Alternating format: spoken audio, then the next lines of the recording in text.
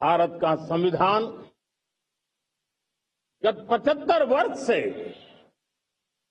एक प्रकाश स्तंभ बन करके हमें मार्ग दिखाता रहा है। भारत के संविधान निर्माता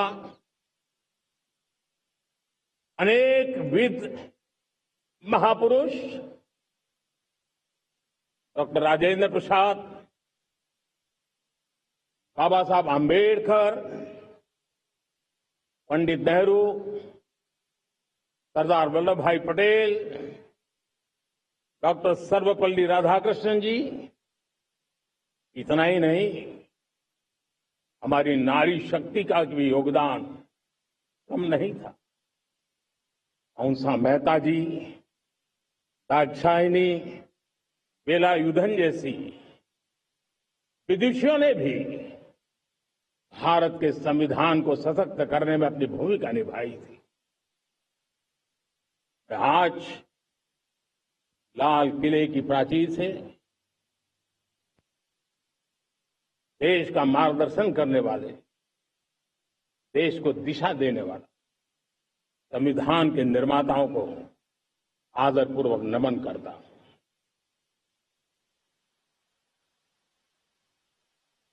मेरे प्यारे देशवासियों,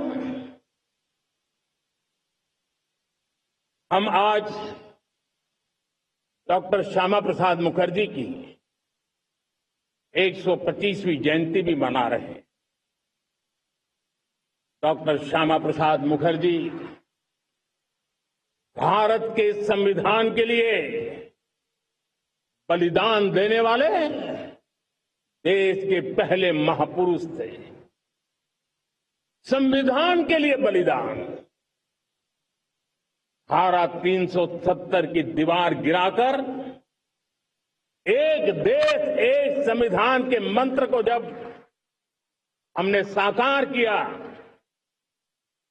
तो हमने डॉक्टर श्यामा प्रसाद मुखर्जी को सच्ची श्रद्धांजलि दी। लाल किले पर आज कई विशेष महानुभाव उपस्थित हैं। दूर सुदूर गांव के पंचायतों के सदस्य हैं, ड्रोन दीदी के प्रतिनिधि हैं, लखपति दीदी की प्रतिनिधि हैं, खेल जगत से जुड़े लोग हैं, राष्ट्र जीवन में कुछ न कुछ देने वाले यहां महानुभाव उपस्थित हैं। एक प्रकार से यहां मेरी आंखों के सामने मैं लघु भारत के दर्शन कर रहा हूं और टेक्नोलॉजी के माध्यम से विशाल भारत के साथ भी आज लाल किला जुड़ा हुआ है।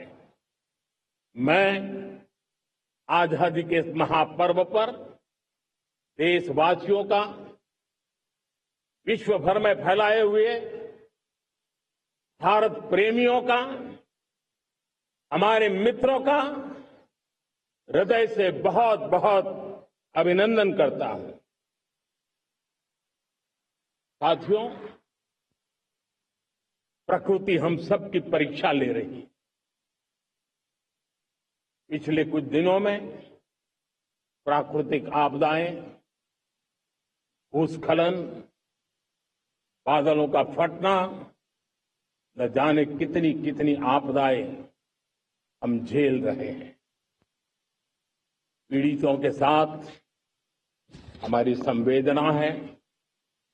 राज्य सरकारें और केंद्र सरकार मिलकर के बचाव के काम, राहत के काम, पुनर्वसन के काम में पूरी शक्ति से जुटे हुए हैं। साथियों,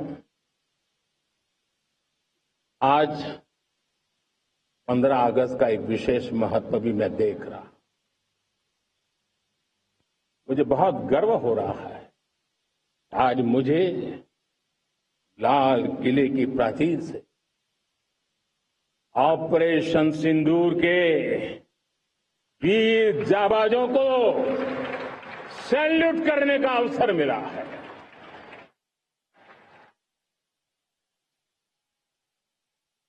हमारे वीर जाबाज सैनिकों ने दुश्मनों को उनकी कल्पना से परे सजा दी है।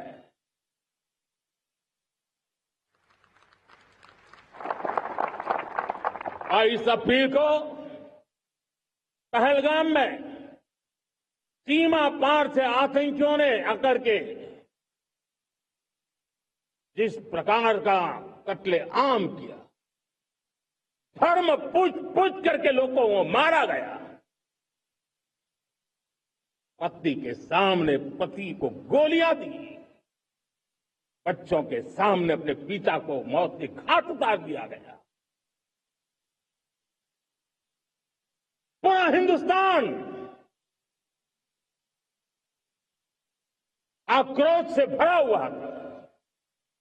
पूरा विश्व भी इस प्रकार से संहार से चौंक गया था। मेरे प्यारे देशवासियों, ऑपरेशन सिंदूर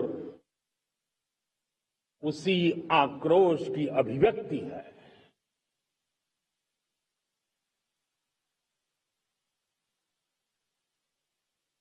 22 तारीख के बाद हमने हमारे सेना को खुली छूट दे दी। रणनीति वो तय करे, लक्ष्य वो तय करे, समय भी वो चुने, और हमारी सेना ने वो करके दिखाया जो कई दशकों तक कभी हुआ नहीं था। सैकड़ों किलोमीटर दुश्मन की धरती पर घुस करके आतंकी हेडक्वार्टर्स को मिट्टी में मिला दिया, आतंकी इमारतों को खंडहर बना दिया।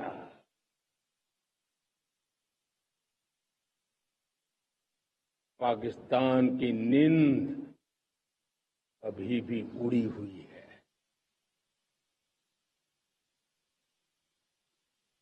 पाकिस्तान में हुई तबाही इतनी बड़ी है कि रोज नए नए खुलासे हो रहे हैं, नई नई जानकारियां आ रही। मेरे प्यारे देशवासियों, हमारा देश कई दशकों से आतंक को झेलता आया हुआ, देश के सीने को छलनी कर दिया गया है। अब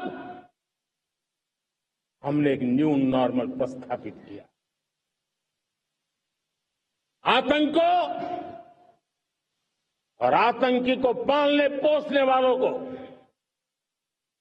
आतंकियों को ताकत देने वालों को अब हम अलग अलग नहीं मानेंगे।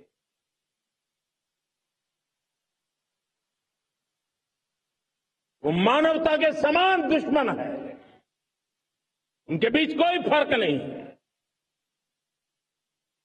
अब भारत ने तय कर लिया है इन न्यूक्लियर की धमकियों को अब हम सहने वाले नहीं हैं। न्यूक्लियर ब्लैकमेल लंबे अरसे से चलाया, अब वो ब्लैकमेल नहीं सहा जाएगा।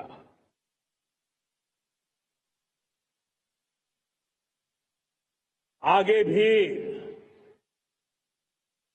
अगर दुश्मनों ने ये कोशिश जारी रखी, हमारी सेना तय करेगी, सेना की शर्तों पर, सेना जो समय निर्धारित करे उस समय पर, सेना जो तौर तरीके तय करे उस तौर तरीके से, सेना जो लक्ष्य तय करे उस लक्ष्य को अब हम अमल में ला करके रहने वाले हैं। हम मुंह तोड़ जवाब देंगे। मेरे प्यारे देशवासियों, भारत ने तय कर लिया है, खून और पानी एक साथ नहीं बहेंगे।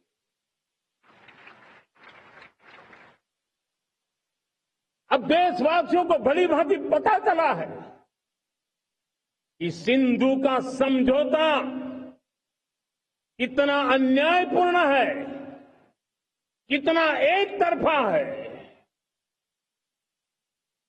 भारत से निकलती नदियों का पानी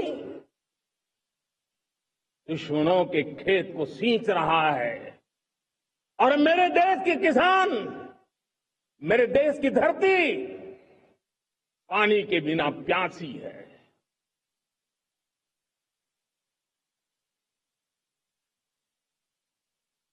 ये ऐसा समझौता था इसलिए पिछले 7 दशक से मेरे देश के किसानों का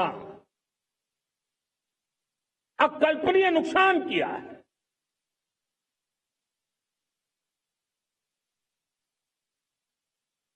अब हिंदुस्तान के हक का जो पानी है उस पर अधिकार सिर्फ और सिर्फ हिंदुस्तान का है, हिंदुस्तान के किसानों का है। भारत कतई सिंधु समझौते को उस स्वरूप को दशकों तक सहा है, उस स्वरूप को आगे नहीं सहा जाएगा। किसान हित में, राष्ट्र हित में ये समझौता हमें मंजूर नहीं है। मेरे प्यारे देशवासियों, आजादी के लिए असंख्य लोगों ने बलिदान दी, अपनी जवानी खपा दी, जेलों में जिंदगी गुजारी है, फांसी के तख्त पर डटे हैं। कुछ लेने पाने बनने के लिए नहीं, मां भारती के स्वाभिमान के लिए, कोटि कोटि जनों की आजादी के लिए, गुलामी की जंजीरों को तोड़ने के लिए। और मन में एक ही भाव था, स्वाभिमान। साथियों, गुलामी ने हमें निर्धन बना दिया, गुलामी ने हमें निर्भर भी बना दिया, औरों पर हमारी निर्भरता बढ़ती गई। हम सब जानते हैं, आजादी के बाद कोटि कोटि जनों के पेट भरना बड़ी चुनौती थी। लेकिन यही मेरे देश के किसान हैं जिन्होंने खून पसीना एक करके देश के अन्न के भंडार भर दिए।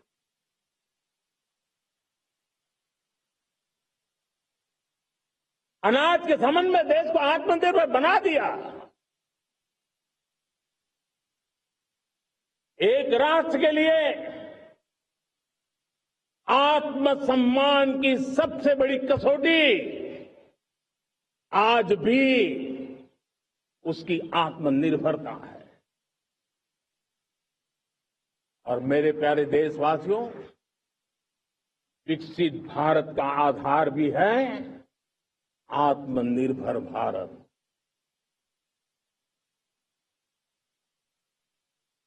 जो दूसरों पर ज्यादा निर्भर रहता है उसकी आजादी पर उतना ही बड़ा प्रश्न चिन्ह लग जाता है। और दुर्भाग्य तो तब बन जाता है जब निर्भरता की आदत लग जाए, पता ही ना चले हम कब आत्मनिर्भरता छोड़ रहे हैं और कब किसी के निर्भर हो जाते हैं। ये आदत खतरे से खाली नहीं है और इसलिए प्रतिपल जागरूक रहना पड़ता है आत्मनिर्भर होने के लिए।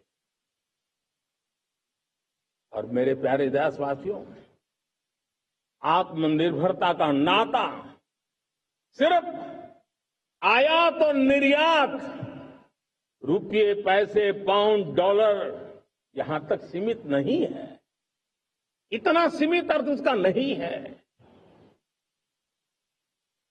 आत्मनिर्भरता का नाता हमारे सामर्थ्य से जुड़ा हुआ है और जब आत्मनिर्भरता खत्म होने लगती है तो सामर्थ्य भी निरंतर क्षीण होता जाता है।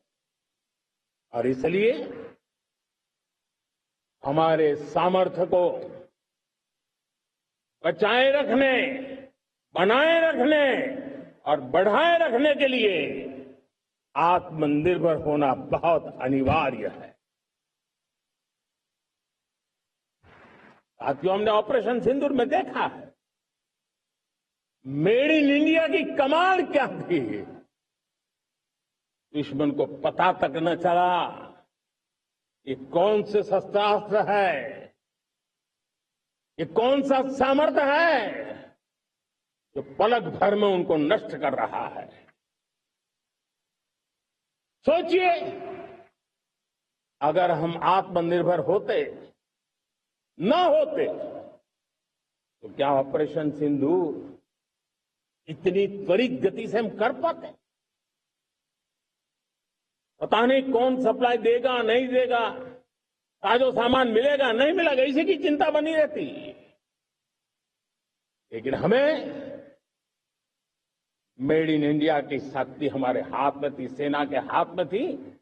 इसलिए बिना चिंता, बिना रुकावट, बिना हिचकिचाहट हमारी सेना अपना पराक्रम करती रही। और ये पिछले 10 साल से लगातार डिफेंस के क्षेत्र में आत्मनिर्भरता पर हम एक मिशन लेकर के चले हैं, उसके नतीजे आज नजर आ रहे हैं। साथियों, मैं एक और विषय पर आपका ध्यान आकर्षित करना चाहता हूं। ये बात से कोई इनकार नहीं कर सकता, 21वीं सदी टेक्नोलॉजी ड्रिवन सेंचुरी है। और जब टेक्नोलॉजी ड्रिवन है और इतिहास की तरफ नजर करें तो पता है, इतिहास गवाह है, जिन जिन देशों ने टेक्नोलॉजी में महारत हासिल की वो देश विकास की ऊंचाइयों को पार कर गए, शिखर पर पहुंच गए। आर्थिक शक्ति नए पैमाने पर पहुंचती गई। हम जब टेक्नोलॉजी के अलग अलग आयामों की बात करते हैं तो मैं आपका ध्यान आकर्षित करता हूं सेमीकंडक्टर्स पे। उदाहरण के तौर पर बताता हूं, मैं यहां लाल किले से किसी सरकार की आलोचना करने के लिए खड़ा नहीं हुआ और नहीं मैं करना चाहता, लेकिन देश की युवा पीढ़ी को जानकारी होना भी उतना जरूरी है।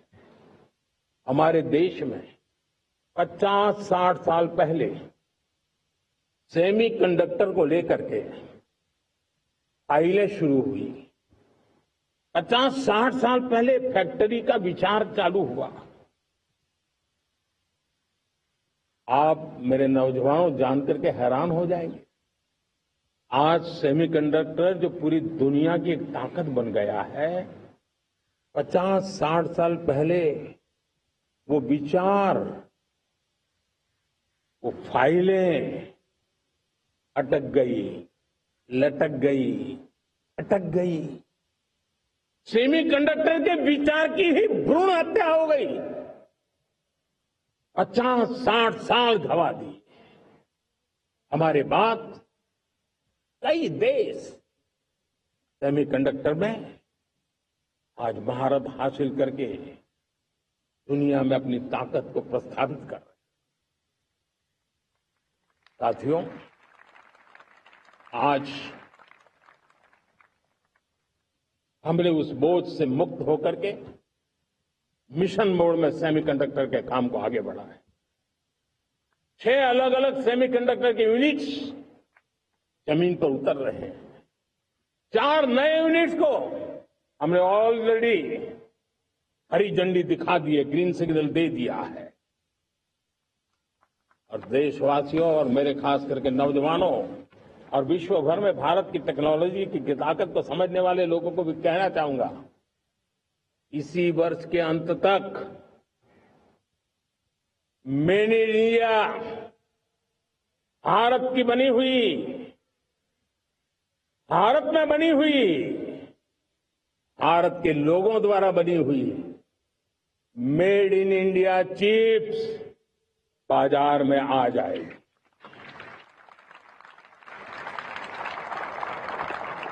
मैं दूसरा उदाहरण देना चाहता हूं। अब ऊर्जा के क्षेत्र में हम सब जानते हैं कि हम एनर्जी के लिए बहुत सारे देशों पर डिपेंडेंट है। पेट्रोल हो, डीजल हो, गैस हो, लाखों करोड़ रुपए हमें खर्च करके लाना पड़ता है। हमें इस संकट से देश को आत्मनिर्भर बनाना, ऊर्जा में आत्मनिर्भर बनाना बहुत जरूरी है। नहीं नहीं नहीं, सेमती किछि नहीं, मोर आपन को सर्विस ऊपर भरोसा अछि। मम्मा, भरोसा माने कोन?